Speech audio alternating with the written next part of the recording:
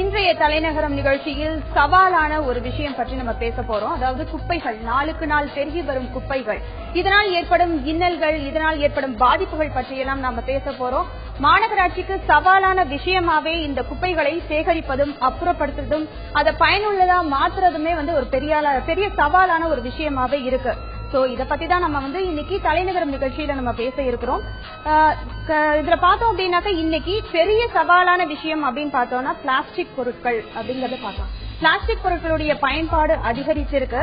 So அந்த plastic பொருட்களுடைய பயன்பாடு அதிகரிக்க அதனுடைய வேஸ்டேஜ், கழிவு பொருட்களும் அதிகரிச்சுட்டே இருக்கு. இது பார்த்தோம் அப்படின்னாக்க நிலத்துல போய் சேர்ந்து மழை நீரை உறிஞ்சக்கூடிய தன்மையும் மண்ணுக்கு இருக்கிறது கிடையாது. சோ பார்த்தோம் அப்படின்னாக்க தண்ணீரை உள்ளிருக்கும் திறன் கம்மியாகிறதுனால தண்ணீரும் நிலத்தடி நீர்மட்டமும் குறைந்து கொண்டே போய் கொண்டிருக்கிறது. அதே மாதிரி பார்த்தோம் அப்படின்னாக்கா பிளாஸ்டிக் பொருட்கள் எந்த அளவுக்கு பாதிப்பை ஏற்படுத்துதோ அதே மாதிரி மிகவும் பெரிய சவாலான ஒரு விஷயம் பார்த்தோம் அப்படின்னாக்கா மின் கழிவு பொருட்கள், மின்னணு சாதனங்களுடைய கழிவு பொருட்கள் அப்படிங்கிறது மிகப்பெரிய ஒரு சவாலான விஷயம். அதுல இருக்கக்கூடிய நச்சுத்தன்மையான பொருட்கள், உலோகங்கள், அது மக்கறதுனால ஏற்படக்கூடிய விளைவுகள்லாம் பார்த்தோம்னா ரொம்பவே பாதிப்பு ஏற்படுத்தக்கூடிய விளைவுகளா இருக்கு. இது ரெண்டையுமே அப்புறப்படுத்துறது அப்படிங்கறது பார்த்தோம்னாக்க இன்னைக்கு ரொம்பவும் சவாலான விஷயமா இருக்கு. இதை எப்படி அப்புறப்படுத்துவது? திடக்கழிவு மேலாண்மையை நமது அரசாங்கம் வெகு விரைவில் தீவிரமாக நடவடிக்கை எடுத்து இதனால் ஏற்படும் பாதிப்புகளில் இருந்து மக்களை காப்பாற்றுவதற்காக தீவிரமாக நடவடிக்கை எடுக்க வேண்டும் என்பது பற்றியெல்லாம் இன்னைக்கு நம்ம பார்க்க போறோம். கழிவு பொருட்கள்ல பார்த்தோம் அப்படின்னாக்க நிறைய வகைகளை வல்லுநர்கள் பிரிச்சிருக்காங்க. அதாவது பார்த்தோம் அப்படின்னாக்க திடக்கழிவு, திரவ கழிவு இந்த மாதிரி எல்லாம் இருக்கு. அதுல பார்த்தோம் அப்படின்னா நச்சுத்தன்மை வாய்ந்த பொருட்கள், மருத்துவ கழிவுகளை கூட நம்ம சொல்லலாம். மருத்துவ கழிவுகள்ல பார்த்தோம் அப்படின்னாக்க நிறைய ஊசிகள், பயன்படுத்தக்கூடிய ஊசிகள், அதே மாதிரி குப்பிகள், கண்ணாடி குப்பிகள், இதெல்லாமே மருத்துவ கழிவுகள்ல வருது. அது மட்டும் இல்லாம அதுல நம்ம பயன்படுத்தக்கூடிய நவீன வசதிகள் பெருக பெருக நம்முடைய பராமரிப்பிற்காகவும் நம்மளுடைய பாதுகாப்பிற்காகவும் தொழில்நுட்பத்தை பயன்படுத்தி நிறைய மருத்துவ கருவிகள் வந்திருக்கு. அதுல பார்த்தோம் அப்படின்னா பாதரசம் பயன்படுத்தப்படுது. இது கழிவு பொருளா வரப்போ பார்த்தோம்னா அது மக்கும் பொழுது ஏற்படக்கூடிய நச்சுத்தன்மை, அதனால் ஏற்படும் பாதிப்புகள் மிக அதிகம். இன்றைக்கு நாம நச்சு பொருட்களாக ஏற்படும் பாதிப்புகள் குறித்தும் இந்த கழிவு பொருட்களை சரிவர கையாண்டு நாம் மேம்படுத்துவது எப்படி என்பது பற்றியும் பார்க்க இருக்கிறோம். இத பத்தின ஒரு செய்தி குறிப்பை நாம இப்ப பார்க்கலாம்.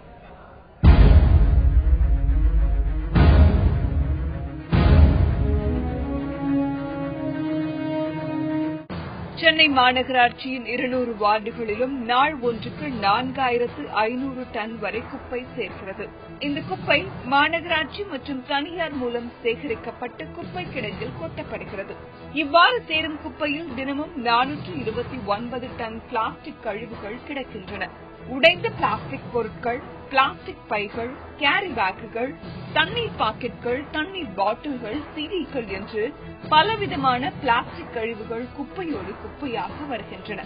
குப்பையில் பிளாஸ்டிக் கழிவு சேர்வது நாளுக்கு நாள் அதிகரித்து வருகிறது. சென்னையை பொறுத்தவரை அடையாறு, கூவம், பக்கிசாங் கால்வாய் போன்றவை வழியே கழிவுநீர் வெளியேற்றப்பட்டு கடலில் சேர்க்கப்படுகிறது. இந்த ஆறுகளுக்கு ஆங்காங்கே உள்ள வாய்க்கால்கள், பாதாள சாக்கடை, மழை நீர் வாய்க்கால்களில் இருந்து கழிவு நீர் சேர்க்கிறது.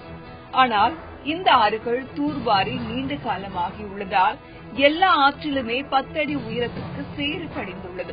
இந்த சேற்றில் ஆற்றில் அடித்து வரப்படும் பிளாஸ்டிக் பொருட்கள் தங்குவதால் நீராதாரம் கடுமையாக பாதிக்கப்பட்டு நீரோட்டத்தில் தடையும் ஏற்பட்டுள்ளது. அதேபோல கொடுங்கையூர் குப்பை கிடங்கில் அடிக்கடி தீ விபத்து ஏற்படுகிறது. அதேபோல சில விஷமிகளும் தீ வைத்து விடுகின்றன. இதுபோன்ற சூழ்நிலையில் பிளாஸ்டிக் கழிவு தீயால் அதில் இருந்து வெளியேறும் நச்சு வாயுவை பொதுமக்கள் சுவாசிக்கும் போது அவர்களுக்கு கடுமையான வியாதிகள் ஏற்படும் அபாயமும் காணப்படுகிறது. குப்பையில் சேரும் 40% பிளாஸ்டிக் கழிவுகள் மறுசுழற்சி செய்யப்படுவதில்லை. சென்னையில் மட்டும் நாள் ஒன்றுக்கு 171.6 டன் பிளாஸ்டிக் கழிவுகள் நிலத்தில் கொட்டப்படுகிறது. இந்த பிளாஸ்டிக் கழிவால் நிலத்தடிக்குள் மழை நீர் செல்ல முடியாத நிலை ஏற்படுகிறது. அதேபோல இந்திய அளவில் மின்னணு குப்பைகள் உருவாக்கத்தில் தமிழகம் 2வது இடத்தில் உள்ளது. சென்னையில் ஒவ்வொரு நாளும் சேரும் மின்னணு குப்பைகளில் 60% அதிகமானவை பழைய கம்ப்யூட்டர்கள். மேலும் பல இடங்களில் இறைச்சி கழிவுகளும் மருத்துவ கழிவுகளும் அதிக அளவில் கொட்டப்படுவதால் சுகாதார சீர்கேடும் ஏற்படுகிறது. இந்த சூழ்நிலையில் சென்னை மக்களின் எதிர்கால நலனை கருத்தில் கொண்டு தெருக்களில் சேரும் குப்பைகளை விரைவாக அகற்றியும் திடக்கழிவு மேலாண்மை திட்டத்தை விரைவாக செயல்படுத்த சென்னை மாநகராட்சி தீவிர கவனம் செலுத்த வேண்டும் என்பதே சென்னை மக்களின் ஒட்டுமொத்த கோரிக்கையாக உள்ளது. ஒருபுறம் கூவம் நதிநீர் கழிவு நீரோடையாக மாறி பெரிய துர்நாற்றத்தை ஏற்படுத்திக் கொண்டிருக்கிறது. அந்த துர்நாற்றத்தை ஏற்படுத்தும் அந்த கூவம் நதிக்கே சவால் விடும் வகையில் ஆங்காங்கே குப்பை கூளங்கள் இருக்கின்றன. நமது சென்னை பகுதியில் ஒரு நாளைக்கு எவ்வளவு குப்பைகள் சேருகின்றன, அதனால் ஏற்படும் பாதிப்புகள் குறித்து நமது செய்தியாளர் ஹேமாவிடம் கேட்கலாம். ஹேமா, சொல்லுங்க, சென்னையில ஒரு நாளைக்கு எவ்வளவு குப்பைகள் சேருகிறது, அதனால் ஏற்படும் பாதிப்புகள் என்னென்ன? நிச்சயமா திரேகா, இப்ப சென்னை மாநகராட்சியில் இருக்கக்கூடிய 200 வார்டுகளிலும் ஒரு நாளைக்கு கிட்டத்தட்ட 4200 டன் குப்பைகள் சேருது. ஏன்னா இன்னைக்கு வளர்ந்து வர நாடுகள்ல இந்தியாவும் ஒண்ணு அப்படின்னு சொல்லலாம். இந்தியாவினுடைய மிக முக்கியமான தொழில் நகரமாக, அதே போல மிகப்பெரிய நகரமாக சென்னை கருதப்படுகிறது. சென்னையில நாளுக்கு நாள் மக்கள் தொகை கூடிக்கொண்டிருக்கின்ற அந்த வேளையில மக்களுக்கான வசதி வாய்ப்புகளும் பெருகிக் கொண்டே இருக்கின்றன. ஒரு பக்கம் வசதி வாய்ப்புகள், தொழில்நுட்பங்கள் அப்படின்னு சென்னை நகரம் முன்னேறிக் கொண்டே சென்றாலும் கூட அதை வேறு ஒரு புறம் பார்க்கும் பொழுது சென்னை நகரம் ஒரு குப்பையின் அடையாளமாக ஆங்காங்கே அசுத்தங்கள் நிறைந்த சாலைகள் ஓரங்களிலேயே மிகப்பெரிய அதிக அளவிலான குப்பைகள் கொட்டப்படுகிறது. சென்னையில் இருக்கக்கூடிய மக்களுக்கு இது பற்றிய போதுமான விழிப்புணர்வு இல்லை. இது ஒரு காரணம் சொல்லலாம்.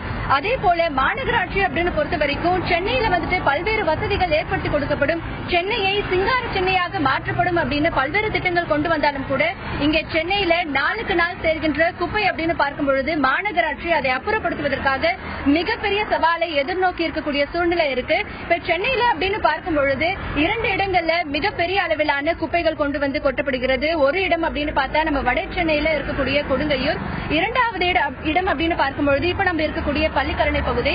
இப்ப இந்த பள்ளிக்கரணை பகுதி அப்படின்னு பார்க்கும் பொழுது 210 ஏக்கர்ல சதுப்பு நிலக்கரையில சென்னை நகரில் இருக்கக்கூடிய அனைத்து இடங்களிலுமே அள்ளக்கூடிய குப்பைகள் இங்க கொட்டப்படுது. குப்பைகள் அப்படின்னு பார்க்கும் பொழுது வெறும் குப்பைகள் அப்படின்னு சொல்ல முடியாது. ஏன்னா வீடுகளில் இருந்து கொண்டு வரப்படும் குப்பைகள் ஒரு பக்கம் இருந்தாலும் மருத்துவமனையிலிருந்து கொண்டு வரப்படும் குப்பைகள் ஒரு பக்கம் இருக்கு. அதே போல இறைச்சி கழிவுகளும் ஒரு பக்கம் இருக்கு. காய்கறி மார்க்கெட், இன்னைக்கு சென்னையில கோயம்பேடு அப்படின்னு சொல்லணும்னா எல்லாருக்குமே தெரியும், மிகப்பெரிய காய்கறி சந்தை இருக்கு. அங்கிருந்து கொண்டு வரக்கூடிய காய்கறி கழிவுகளும் ஒரு பக்கம் இருக்கு. குப்பைகள் அப்படின்னு நம்ம சாதாரணமா சொல்லிட முடியாது. இந்த குப்பைகள் அப்படின்னு பார்க்கும் பொழுது மிக பல வகையான குப்பைகள் இருக்கு. இப்ப நான் ஏற்கனவே சொன்ன மாதிரி இறைச்சி கழிவுகள், காய்கறி கழிவுகள், மின்னணு கழிவுகள், மருத்துவ கழிவுகள் அப்படின்னு பல்வேறு கழிவுகள் ஒரே இடத்துல குப்பைகள் கொட்டப்படுறதுனால பல பாதிப்புகளை ஏற்படுத்துதுன்னு சொல்லலாம். முதலாவது பாதிப்பு அப்படின்னு பார்க்கும் பொழுது குப்பைகள், அதாவது பல இடங்களில் இருந்து நாள் ஒன்றிற்கு டன் கணக்கான குப்பைகள் கொட்டப்படும் பொழுது அங்க இருக்கக்கூடிய சூழ்நிலை, அங்க இருக்கக்கூடிய காற்று, அங்க இருக்கக்கூடிய அட்மாஸ்பியர், இது எல்லாமே மாறுது அப்படின்னு சொல்லலாம். ஒரே இடத்துல குப்பை இருக்கிறதுனால காற்று அதிகமாக அடிக்கக்கூடிய காலங்களிலேயோ அல்லது மழை அதிகமாக வரக்கூடிய காலங்களிலேயோ மிகப்பெரிய பாதிப்பை ஏற்படுத்துது. குப்பைகளின் மீது இருக்கக்கூடிய அந்த மழை நீர் சாலை ஓரம் விடுகிறது, தெருக்களின் ஓரமும் அந்த தண்ணீர் வந்துடுது. இதனால ஒரு மிகப்பெரிய சுகாதார சீர்கேடு ஏற்படுதுன்னே சொல்லலாம். திரேதா, திடக்கழிவு மேலாண்மை, அதாவது கழிவுப் பொருட்களை மாற்று முறையில் அதை பயன்பாட்டிற்கு தகுந்த அளவிற்கு மாற்றுவதற்கான வழிமுறைகள் பற்றி நம்ம பேச போறோம். ஹேமா, சொல்லுங்க, திடக்கழிவு மேலாண்மை எந்த அளவிற்கு நடைமுறைப்படுத்தப்பட்டு இருக்கிறது? பொதுமக்களிடம் அதற்கான விழிப்புணர்வு இருக்கிறதா? நிச்சயமா திரேதா, இப்போ குப்பைகள் அப்படின்னு பார்க்கும் பொழுது பல வகையை நம்ம பிரிக்கிறோம். இப்ப சென்னையில சேரக்கூடிய குப்பைகள் அப்படின்னு பார்த்தா 4200 டன், அதுக்கு மேற்பட்ட குப்பைகளும் சேர்ந்து கொண்டுதான் இருக்கு. இதுல 40% பிளாஸ்டிக்கோ இல்ல பிளாஸ்டிக் சம்பந்தப்பட்ட பொருட்களான குப்பைகள் இருக்கு. இதை தவிர்த்து மருத்துவ கழிவுகள் அப்படின்னு பார்த்தா 10%, இறைச்சி கழிவுகள் அப்படின்னு பார்த்தா 12%, மின்னணு கழிவுகள் அப்படின்னு பார்த்தா கிட்டத்தட்ட 8 to 9% குப்பைகள் இருக்கு. இப்போ இந்த மாதிரியான குப்பைகள் இருக்கும் பொழுது திடக்கழிவு மேலாண்மை அப்படிங்கிறது இந்த மக்கும் குப்பையிலிருந்து மின்சாரமாக அல்லது உரமாகவோ தயாரிக்கக்கூடிய ஒரு விஷயங்கள் தான் திடக்கழிவு மேலாண்மையில நம்ம செய்யப்படும்.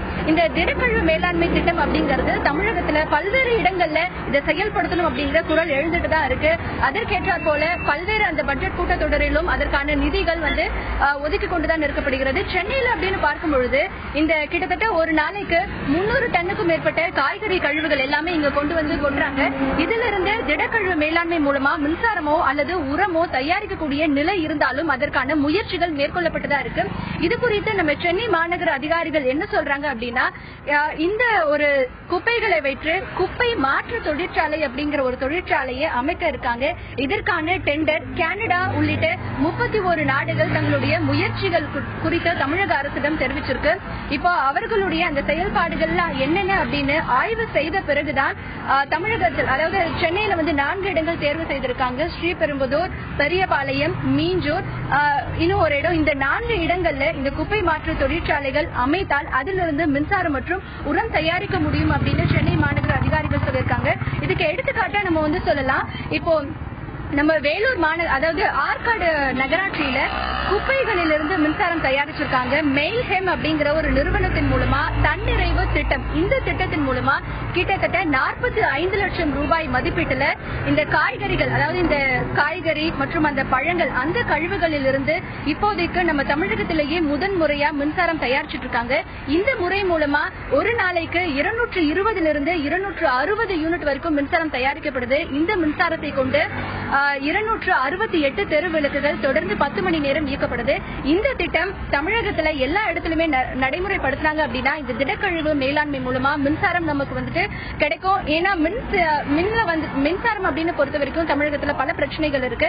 இந்த குப்பையும் ஒரு பிரச்சனையா இருக்கு. அதனால இந்த பிரச்சனை தீர்க்கப்படும் அப்படின்னு சொல்றாங்க. இதற்கான முயற்சிகள் சென்னை மாநகராட்சி சார்பில் எடுக்கப்பட்டு வருது அப்படின்னு சொல்லலாம். அதற்கு அடுத்தபடியா இப்போ இந்த திடக்கழிவு மேலாண்மை செயல்படுத்தணும் அப்படின்னா மகக்கூடிய குப்பைகள் மிக தனியாக பிரித்தெடுக்கப்பட வேண்டும். அதற்கு மக்கள் வீட்டிலேயே அந்த நடைமுறையை பின்பற்றப்பட வேண்டும். ஏன்னா கடந்த காலங்களில் பார்க்கும் பொழுது மக்கும் குப்பை, மக்காத குப்பை அப்படின்னு 2 பெட்டிகள் வைத்து அந்த குப்பைகள் எல்லாமே சேகரிக்கப்பட்டு வந்தது. ஆனா நாளடைவில் பொதுமக்கள் மத்தியில இருந்த விழிப்புணர்வு மிக மிக குறைந்த காரணத்தினால இப்போ குப்பைகள் அனைத்துமே ஒட்டுமொத்தமா அந்த குப்பை தொட்டிலையோ இல்ல வீட்டுக்கு வரக்கூடிய லாரிகளிலோ இல்ல வீடுகளின் அருகில் இருக்கக்கூடிய குப்பை தொட்டிகளிலோ அது போடுறாங்க.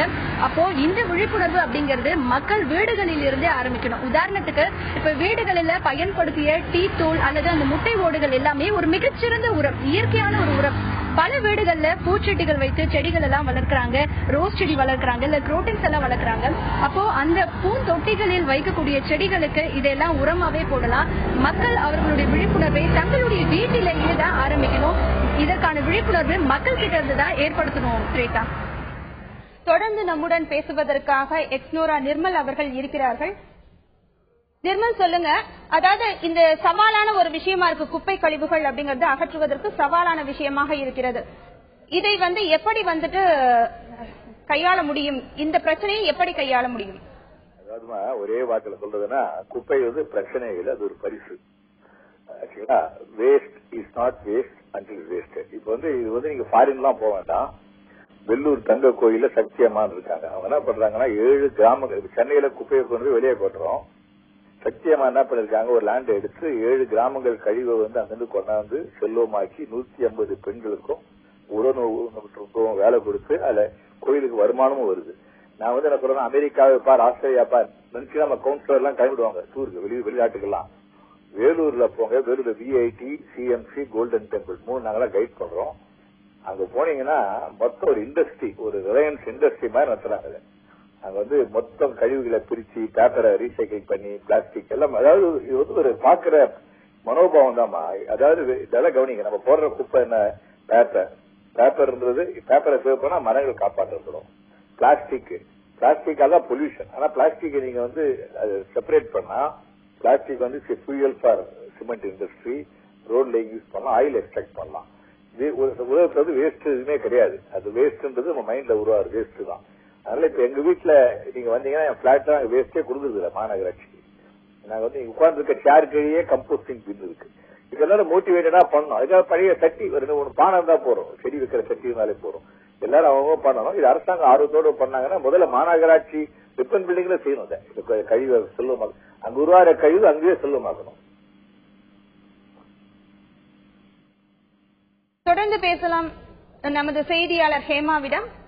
ஹேமா, இப்போ கழிவு பொருட்கள் அதை மறுசுழற்சி முறை செய்வது அப்படிங்கிறது சவாலான விஷயமா இருக்கு. அதாவது சேகரிப்பதுங்கிறதும் அதை தரம் பிரித்து சேகரிப்பது அப்படிங்கிறது மக்கள்கிட்ட இல்லாம இருக்கு. அதை தரம் பிரிச்சு கொடுக்கறதுங்கிறதும் இல்ல. இது அந்த கழிவு பொருட்களை சேகரிச்சு அதை எடுத்துட்டு போய் மறுசுழற்சி முறையில பயனுள்ளதா மாற்றுவது அப்படிங்கிறது கடினமான ஒரு விஷயமா இருக்கு. அடுத்து பார்த்தோம் அப்படின்னா ஆங்காங்கே தேங்கி இருக்கும் குப்பை கழிவுகளால் ஏற்படும் சுகாதார சீர்கேடுகள் என்னென்ன? நிச்சயமா திரேதா, இப்போ குப்பைகள் அப்படின்னு பார்க்கும்பொழுது நான் ஏற்கனவே சொன்ன மாதிரி பல வகையான குப்பைகள் இருக்கு. ஒவ்வொரு குப்பைகளில் இருந்தும் ஒவ்வொரு விதமான பாதிப்புகள் மக்களை சென்றடைகிறது. இந்த குப்பைகள் எல்லாமே இந்த ரோட்டோரங்களிலுமே அல்லது இல்ல பல இடங்களிலுமே ஒட்டுமொத்தமாக எல்லா குப்பைகளும் சேர்ந்து கொட்டுவதற்கு காரணம் முதலில் மக்களிடத்துல விழிப்புணர்வு இல்லாததுதான்.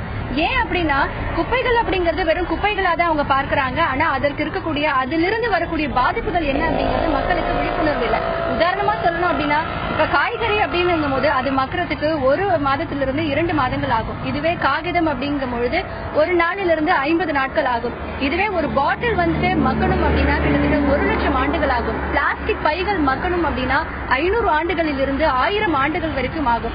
ஒண்ணுமில்ல, ஒரு தெர்மோகோல் ஷீட் வந்து அது மண்ணுக்குள்ள போய் மகணும் அப்படின்னா கிட்டத்தட்ட 50 ஆண்டுகள் ஆகும். ஆனா இது வந்து மக்களிடத்துல இதற்கான விழிப்புணர்வு இல்ல. அதே போல இங்க பல இடங்கள்ல இறைச்சி கழிவுகள் அப்படிங்கிறது இந்த குப்பைகள்ல சேர்ந்து வருவதனால இந்த சுகாதார சீர்கேடு ஏற்படுது. அங்கிருந்து தொற்று நோய் பரவக்கூடிய வாய்ப்புகள், இந்த டெங்கு காய்ச்சல் அப்படின்னு சொல்லக்கூடிய பல வைரஸ் ஃபீவர்ஸ் எல்லாமே அங்க வருது. இதுல இன்னொரு விஷயம் என்ன அப்படின்னு பார்த்தோம்னா மருத்துவ கழிவுகள். இன்னைக்கு பல மருத்துவமனைகள்ல அபார்ஷன்ஸ் எல்லாமே நடக்கும், இல்ல டிஎன்சிஸ் எல்லாமே நடக்கும். அது பெண்களுடைய அந்த பிரசவத்திற்கு பிறகு வெளியேற்றப்படும் கழிவுகள் அனைத்துமே வந்து பாத்தீங்கன்னா இந்த குப்பை கூலங்கள்ல பல இடங்கள்ல கொட்டப்படுதா மக்கள் வந்து புகாரும் சொல்லியிருக்காங்க. மருத்துவமனை கழிவுகளை ஏற்றிச் செல்வதற்கு தனியாக ஒரு வாகனம் இருந்தாலும் கூட அதையும் மீறி பல இடங்கள்ல இந்த குப்பைகள் கொட்டப்படுது. அதனால ஹெப்படைட்டிஸ் பி போன்ற பல்வேறு வைரஸ் சம்பந்தமான நோய்கள் ஏற்படுகின்றன. அடுத்து பிளாஸ்டிக். இந்த பிளாஸ்டிக் குப்பைகளை கொட்டுறதுனால நிலத்தடி நீர்மட்டத்துல பிளாஸ்டிக் பைகள் அப்படியே தேங்கி மழை வரும்பொழுது கூட அந்த நிலத்தடி நீர் உள்ளுக்குள் வந்து போக முடியல. இந்த மாதிரியான பல பாதிப்புகள் இருக்கு. இதை குறித்து இன்னும் பேசுவதற்காக சமூக ஆர்வலர் திரு ஆமோஸ் நம்ம இடத்துல இருக்காரு. வணக்கம் சார். இப்ப இந்த குப்பைகள் அப்படின்னு பார்க்கும்போது பல இடங்கள்ல அங்கங்க கொட்டப்பட்டிருக்கு. இதனால என்ன மாதிரியான பாதிப்புகள் மக்களுக்கு? சென்னையை பொறுத்த வரைக்கும் இது இதே பகுதியாக ஒரு ஐடி பார்க் அப்படிங்கிற ஒரு area, OMR road, Pallikaranai, Velachery இணைப்பு, மொத்தத்துல வந்து டெவலப் ஏரியா ஃபாரின் ரேஞ்சுக்கு போய்கிட்டு இருக்கு. ஆனா அந்த குப்பையை கொட்டுறதுனால 210 ஏக்கர் மொத்தம் டோட்டல்ல சதுப்பு நிலம் சொல்லி ஒரு ஃபார்மாலிட்டி இருந்தாலும் இது வந்து பறவைக்கு சரணம் தங்கும் இடம் சொல்லி கவர்மெண்ட் ஒரு அப்ரூவல் பண்ணி உள்ள அவங்க கண்ட்ரோல் அந்த இடத்துல வச்சிருக்காங்க. இருந்தாலும் குப்பை கொட்டுறதுக்கு இந்த இடம் வந்து அவங்களுக்கு சரியான இடமே இல்ல. சென்னை மாநகராட்சி பொறுத்த வரைக்கும் இல்ல கவர்மெண்ட்டை பொறுத்த வரைக்கும் அவுட்டர்ல கொண்டு இந்த குப்பையை கொட்டி எரிச்சு இருக்கணும், இல்ல மின்சாரம் தயார் பண்ணி மக்களுக்கு பற்றாக்குறையா இருக்கு. அந்த பற்றாக்குறை மின்சாரத்தை இதுல இருந்து எடுத்து கொடுத்துருக்கலாம். வேற எங்கேயும் நம்ம வந்து கூடங்குளத்திலயும் கல்பாக்கத்திலயும் கேட்டுக்கிட்டு இருக்கோம், மத்திய கவர்மெண்ட் கேட்டுக்கிட்டு இருக்கோம். ஆனா நம்மளால இந்த கவர்மெண்ட்ல இருந்து இந்த குப்பையில இருந்து தயார் பண்ணி ஏழை எளிய மக்களுக்கு தொழில் ஃபேக்டரிக்கு சரி மின்சாரத்தை வந்து இலவசமா கொடுக்க இதுல இருந்து முடியும். யூனிட் கணக்கிலையும் கொடுக்க முடியும். 450 இருந்து 550 போய்கிட்டு இருக்கு கணக்கு. ஆனா மின்சாரம் தயார் பண்றதுக்கு இந்த குப்பை யூஸ்ஃபுல்லா இருக்குங்கிறது மெடிசன் ரிப்போர்ட். ஆனா அந்த குப்பையை பொறுத்த வரைக்கும் நம்ம யாருமே ஒழுங்காக பயன்படுத்துறது இல்ல. ஆனா இந்த குப்பை இங்க கொட்டுறதுனால் மக்களுக்கு பல வியாதிகள் டாக்டர் மெடிசன் ஆப்போசிட் இது அப்படிங்கும் போது இந்த பொசிஷனை பொறுத்த வரைக்கும் இந்த குப்பை இங்க வேலைச்சேரி பகுதியில் கொட்டிருக்கே கூடாது. இந்த குப்பையை கொட்ட ரிமூவ் பண்ணி எடுத்து வெளியில கொண்டு போட வேண்டும். அப்படி போடாத பட்சத்தில் இந்த பொறுத்த வரைக்கும் இங்க ஆயிரக்கணக்கில் லட்சக்கணக்கில் 2 லட்சம் பேர் ஒரு நாளைக்கு இந்த ரோட்ல போய் போக்குவரத்துல இருந்து கொண்டு இருக்கா ஒரு நாளைக்கு அன்றாட காட்சியில. ஆனால் எல்லாருமே விஐபிகள் இருக்கலாம், ஏழைகளா இருக்கலாம், அவங்களுக்கு யாரா இருந்தாலும் வியாதி பரவும், தொற்று வியாதி மாதிரி இது வந்து பயங்கரமான வியாதி பிடிச்சது. குப்பை இருக்கிற வரைக்கும் குப்பையை அப்புறப்படுத்தப்பட வேண்டும். இது தமிழக அரசா இருந்தாலும் சரி, மாநகராட்சி கண்ட்ரோலா இருந்தாலும் சரி, மற்ற இதா இருந்தாலும் சரி, குப்பையை பொறுத்த வரைக்கும் ரிமோட் பண்ணிட்டோம்னா வியாதிகள்ங்கிறது இல்லை. இந்த குப்பையை பொறுத்த வரைக்கும் கிருமி அட்டாச் பண்ணி வரும் மனித மூலியமாக. 2வது தொற்று வியாதிங்கிறது பிரசவ காலத்திலேயே மூக்குக்குள்ள குழந்தைகளுக்கு உள்ள போய் சுவாச காற்று எல்லாத்திலும் பாதிப்பு இருக்கு. 2வது இந்த இடத்துல அடிக்கடி தீ விபத்து வந்துகிட்டே இருக்கிறது. தீ வந்து அவ்வளவு சீக்கிரமா யாரும் இந்த இடத்துல அதை ஆஃப் பண்ண முடியல, அணைக்க முடியல. இந்த தீ விபத்துனால இந்த ஏரியா புறம் புகை மண்டலமாகி வாகனம் போகிற வர இடத்துல ஆக்சிடென்ட் ஆகி இதனால பல விபத்துகள் நடந்து கொண்டு இருக்கு. இது மட்டும் இல்ல, இந்த பகுதியை பொறுத்த வரைக்கும் மாநகராட்சி பூங்காவை ஏற்பாடுபடுத்தி ஐடி பார்க் இருக்கிறதுனால பெரிய டெவலப்மெண்ட் அப்படிங்கிற மாதிரி சிட்டி டெவலப்மெண்ட்ல கொண்டு வந்து இது டெவலப் பண்ணி தான் அந்த நாடுக்கு நல்லது, நமக்கு நல்லதுங்கிறதால என்னோட கருத்து மேடம். நிச்சயமாக திரு ஆமோஸ் சொன்னது போல இப்ப நம்ம இருக்கக்கூடிய பள்ளிக்கரணை பகுதியில முழுவதுமாக சதுப்பு நிலமாக அறிவிக்கப்பட்டிருக்கு. இங்க சாலை ஓரங்கள்ல குப்பைகள் கொட்டக்கூடாது அப்படிங்கிற அறிவிப்பு பலகையும் இருக்கு. ஆனா இங்க நம்ம சாலை ஓரத்துல பாக்கலாம், இங்க முழுக்க வந்துட்டு குப்பைகள் எல்லாமே கொட்டப்பட்டிருக்கு. இந்த சாலை ஓரத்துல குப்பைகள் இருக்கிறதுனால இங்க போகக்கூடிய வாகன ஓட்டிகள் எல்லாருமே ரொம்பவே அவதிப்படுறாங்க. அதே போல இந்த சதுப்பு நில பகுதிகளில் அது உள்ளேயே குப்பைகள் கொட்டி கொட்டி கொட்டி ஆக்கிரமிப்பு செய்யப்பட்டு வருகிறது. இதனால இதை சுத்தி இருக்கக்கூடிய பகுதிகளுக்கு நிறைய சேதங்கள் உண்டாகுது. பல பறவைகள் இங்க வர்றதுனால இந்த குப்பையில இருக்கக்கூடிய கழிவுகளை அந்த பறவைகள் உண்றதுனால அந்த பறவைகளுக்கும் ஏதாவது ஒரு பாதிப்பு உண்டாகுமோ அப்படிங்கறதுதான் சமூக ஆர்வலர்களின் ஒரு அக்கறையாக இருக்கு. இதனால இந்த சென்னை மாநகராட்சியில இருக்கக்கூடிய 200 வார்டுகளிலும் குப்பை தொட்டிகள் மிக சரியான அளவுல வைக்கப்பட்டு தினமுமே அந்த குப்பைகள் அகற்றப்பட்டு அதற்கான விரைவான நடவடிக்கை எடுக்கணும், திடக்கழிவு மேலாண்மையும் சரிப்படுத்தணும் அப்படிங்கறதா சென்னை மாநகர மக்களின் கோரிக்கையா இருக்கு. திரேசா, குப்பை கழிவுகள் பெரும் சவாலாக இருக்கும் நிலையில் அதை எப்படி கையாள்வது, இதனால் பொதுமக்களுக்கு எந்த விதமான பாதிப்புகள் ஏற்படுகிறது என்பது பற்றிய தங்களது தகவலுக்கு நன்றி ஹேமா. குப்பை கூலங்கள் பெரும் சவாலாக இருந்து கொண்டு வருகின்றன. இதை அப்புறப்படுத்துவதற்கும் இதை மறுசுழற்சி முறையில் மாற்றி அமைப்பதற்கும் அரசு பல்வேறு நடவடிக்கைகளை எடுத்துக்கொண்டு வருகிறது. குறிப்பாக சொல்ல வேண்டுமானால் திடக்கழிவு மேலாண்மை அரசு எவ்வளவுதான் நடவடிக்கைகள் எடுத்து வந்தாலும் பொதுமக்களின் கையிலும் பொதுமக்களின் பங்களிப்பும் இதில் மிகவும் அத்தியாவசியமாக இருக்கிறது. குப்பைகளை கொடுக்கும் பொழுது தரம் பிரித்து அதை கொடுப்பதன் மூலமாக அவர்களுக்கு ஒரு வழியில் நாம் உதவியாக இருக்கலாம். நமது எதிர்காலத்தை கேள்விக்குறியாக்கி கொண்டு வரும் குப்பை குளங்கள் பற்றி நாம் இன்றைய தலைநகர் நிகழ்ச்சியில் பார்ப்போம். மற்றொரு தலைநகர் நிகழ்ச்சியில் உங்களை சந்திக்கும் வரை நன்றி.